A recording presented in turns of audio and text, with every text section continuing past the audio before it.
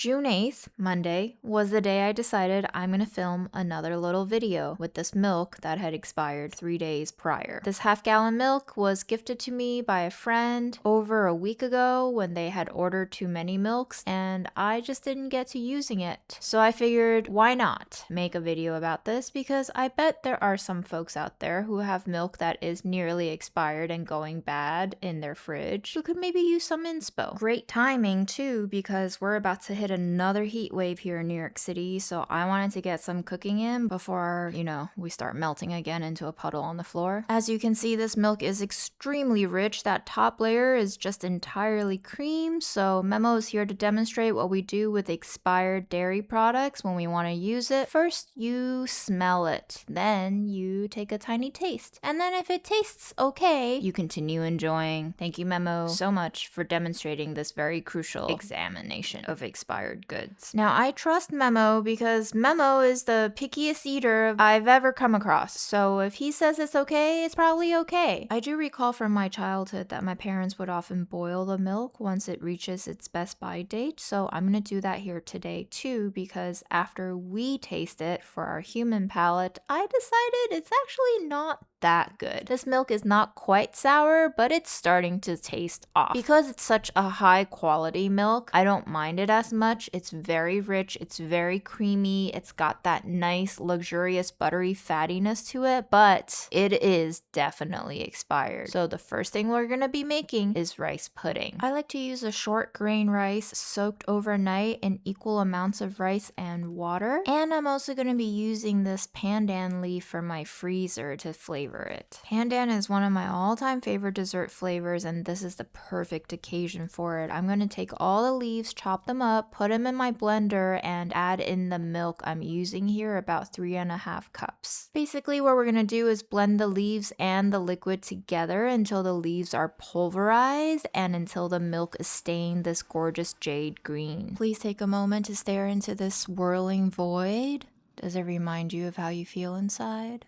And before you sink in too deep, we stop the blender, we calm ourselves down, do some breathing exercises to regulate our anxiety flare up, and we're gonna pour the whole thing out. Using a simple setup of a stainless steel bowl and your Finish mesh strainer, we're just going to strain the whole thing out, and we're gonna squeeze that milk out of the pandan. We're gonna take that pandan, we're gonna pass it back and forth across the sieve so that we are getting every last bit of pandan extract juice. The best way for me to describe the flavor of pandan is if you take freshly steamed rice, cross it with vanilla, add the essence of grassy green pastures with a lot of florality in the wind, and you steam it so that it becomes this creamy aroma that floats up around you. You can see why I think it's perfect for rice pudding. At this point, I decided let's taste a little bit of the pandan milk, and you know what? I did not like it. I think you gotta cook the pandan to really reach that nice flavor. Eating it raw, drinking it raw, kind of just reminds me of being a cow munching on grass. Anyway, for this batch of rice pudding, I used about 3/4 cup of rice, 3/4 cup of water, 3.5 cups of milk, those pandan leaves, and I added about 3 tablespoons of sugar. I'm also going to go in with some cardamom because I love cardamom in rice pudding. There is something so romantically luxurious about the flavor of cardamom, which I find to be like the center point between ginger, cinnamon, a little bit of vanilla crossed with mint. It's very perfumed, kind of exotic, a little bit incensey, but light and not overwhelming. I think it goes so well with buttery, milky applications. It brings this clarity of flavor that's angelic but also seductive.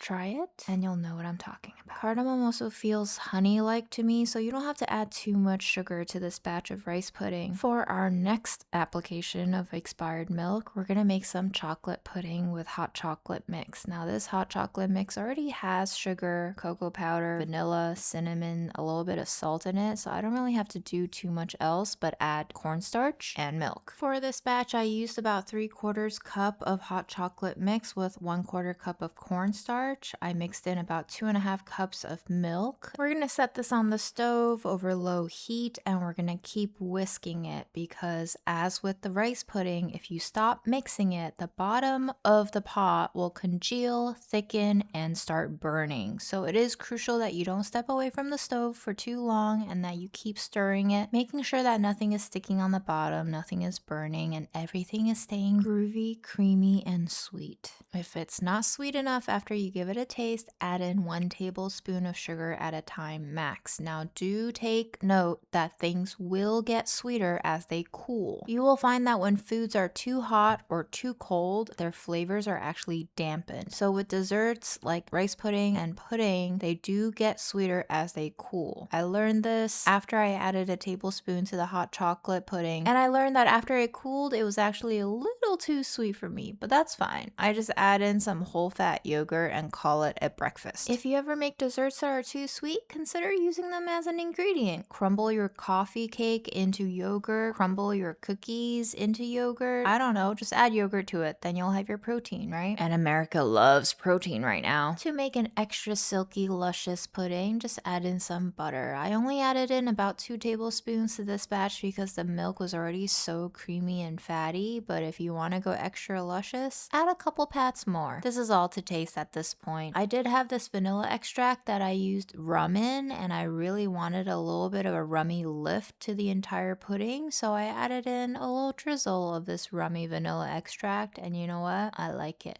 You do what you like, and always do what you like. Because at the end of the day, you gotta like what you do, don't you? Once the chocolate pudding flavors to your liking, put it in a jar, put it in a tiny serving bowl. This is where it will set in the fridge. Go ahead and lick your pot. Enjoy your little chef snack moment. And just a word of advice, before putting desserts into jars, make sure you smell those jars. Sometimes jars be smelling like garlic and pickles, and maybe that's not the vibe you want for your pudding. To serve the rice pudding, I love using some ripe stone fruit. Peaches, cherries, nectarines. 'Tis the season now. I had these apricots, absolutely delicious. They're like nectar sweet. They have this honey note to them that goes so well with the pandan and the cardamom and the milk. And best of all, they are like nature's sweetener, so I didn't really have to add any sugar on top of the rice pudding. I just had to add some cut apricot. Make it pretty or make it messy, but just have fun with it. You're the one eating it. Juicy golden orange against that pandan light jade green. I cannot get over this color combo. This might be one of the prettiest things I've made for myself in a very long time, and that pandan flavor, I don't know guys, you just have to go try pandan. I know all the cool kids love ube now, but pandan, I'm just waiting like another 3-4 years for pandan to come onto the scene. Y'all are missing out. Alright, we have enough milk to make one more thing, and I figured with 2 desserts on the menu, let's make one thing that's breakfasty and kind of healthy. I'm gonna use this saffron golden milk mix along with some milk, and I'm gonna make some oatmeal. Of course, I want to savor every last drop of this almost soured milk, so I'm gonna fill in that container with some water, swish it around. We're cleaning out the container and getting all of the milk into the pot. I like my oats a little bit runny, so I don't mind adding a little bit of water in there. This also prevents the milk from really just burning on the bottom of the pot, because with all that extra milk protein, sometimes the pot can burn really fast and easy. A little bit of water kind of dilutes that down so that, you know, I don't have to constantly be stirring, but I do recommend stirring often so that the oats don't stick to the bottom of the pot. Now remember that whipped cream portion we took out of the carton from the very beginning? Well, I'm gonna add this coffee sugar to it. I just ground down some coffee beans with some sugar, and now I have coffee sugar. It's delicious on buttered toast, or, you know, if you ever want to sweeten up some whipped cream that's not really whipped and not really cheesy but still very delicious, there you go. To our Health Fest oatmeal, I'm going to add some flax seeds, chia seeds, and hemp seeds. I bought these a long time ago in bulk, and now's the perfect time to use it. It adds a little bit of texture, a little bit of healthy fats, and a little bit of extra fiber and nutrients. Now we have a deliciously balanced breakfast. Golden, silky, creamy, sticky, ideally kind of running off the spoon. This is how I like my oatmeal, but you guys cook it however you want, you know? Top it with some berries, top it with some crunchy sugar. I call this pretty perfect. It's very pretty. I rarely make myself pretty things like this, so I'm very glad to be making these videos because it gives me an excuse to prettify my food the way I never do for myself. In a lot of ways, making these videos is like self-care for me. Ironically, I have to do it for an audience in order to treat myself to delicious, pretty food, even if the ingredients are a little near expiration and there's tiny little bugs crawling out of my just picked berries. I'm sure this is some mentality I could explore and unpack in therapy. Or I guess I could just work it out here because, you know, who has time and money to go to therapy these days? But here you have it. Here's all the desserts that we've made with half a gallon of almost soured milk. So funny, I ended up making 8 servings, meaning one serving has about just 1 cup of milk. So pretty balanced portioning here. Good job, me. And this is our chocolate pudding with our coffee sugar, not whipped, weird heavy cream. The chocolate pudding was good and fine before, but with this coffee sugar whipped cream, it just adds that extra luxurious touch. Silky, rich, and smooth. Maybe I shouldn't have siphoned it out of the milk in the first place. I be out here doing too much.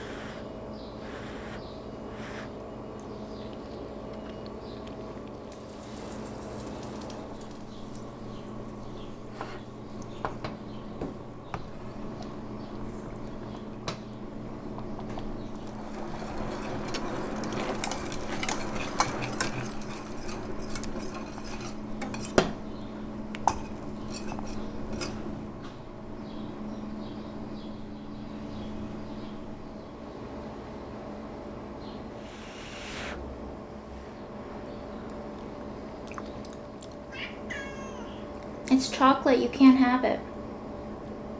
I'm sorry.